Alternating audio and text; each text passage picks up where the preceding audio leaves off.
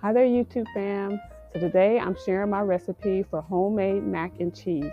I've made this mac and cheese for potlucks, barbecues, family reunions, and no matter what, family and friends are raving about this recipe.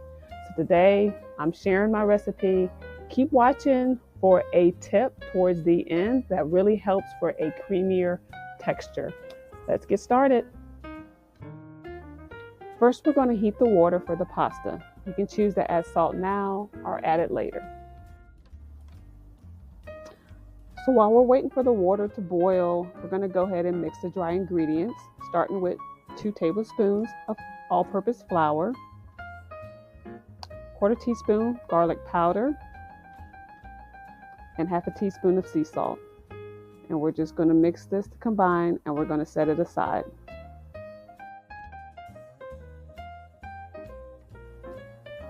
I'm using extra sharp cheddar cheese, which is standard for macaroni and cheese.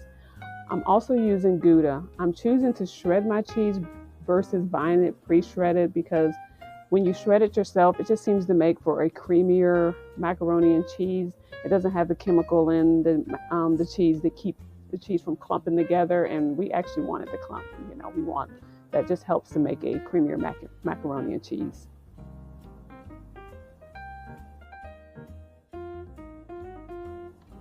So if you didn't add the salt earlier, now would be the time to add the salt. And we're going to cook the pasta according to the package directions. I know it may seem like adding the salt is an insignificant step, but it really does make a huge difference in the overall taste of this mac and cheese. Before draining, save 1/4 cup of the pasta water. We will be using this later to help thin the roux. Drain off the remaining water. You don't have to rinse this macaroni. And just let that sit and we'll get started with our roux. In a medium saucepan over medium heat, melt 2 tablespoons of butter. Add the flour mixture and stir to combine.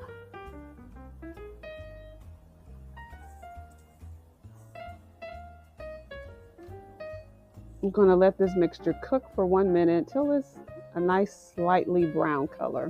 We don't want to let this cook too fast. Remember, the temperature should be on medium to medium low.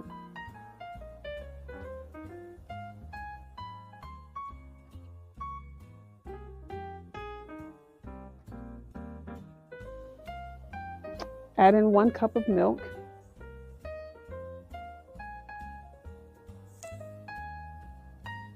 And whisk until the mixture is smooth.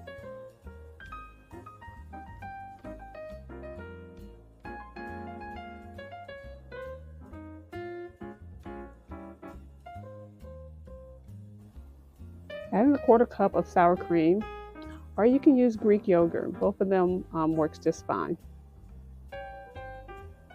And we're going to whisk again till the mixture is smooth. Continue to allow this to cook over medium heat. Do not allow this to boil or the mixture would thicken too much.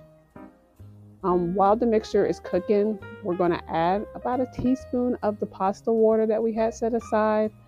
The starch that's released by the pasta in the cooking water, this acts as a natural thickener and an emulsifier. This helps create a creamy texture. So we only need to add a few teaspoons. Now, if your roux is too thick, you may need to turn the temperature down a little lower. We're trying to reach a consistency that's thick enough to stick to the back of a spatula.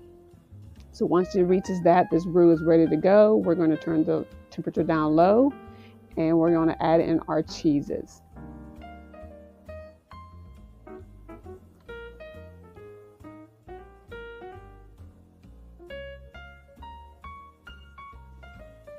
We're just going to stir this until the cheese is all melted. The mixture is nice and smooth, and you should still have a little pasta water. So if it starts to thicken up on you, just add a little bit at a time.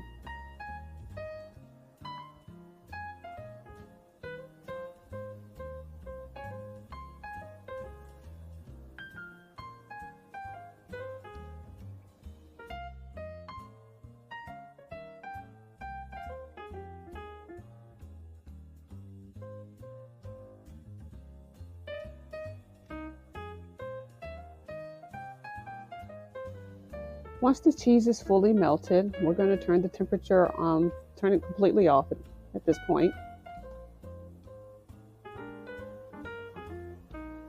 And we want to give the sauce a taste.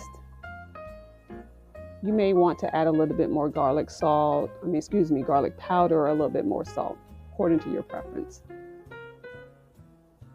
We're adding the cheese sauce to the pasta, or you can add the pasta to the cheese sauce. Whichever, doesn't matter, just trying to get them mixed together.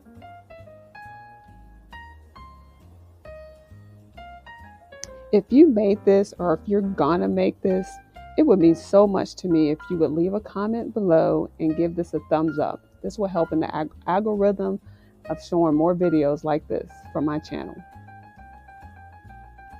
You can serve this homemade mac and cheese all by itself, or you can serve it in an extra special way by adding in some cooked crumbled bacon. You can add in some hot dogs. The kids will love that. Vegetables, barbecue sauce.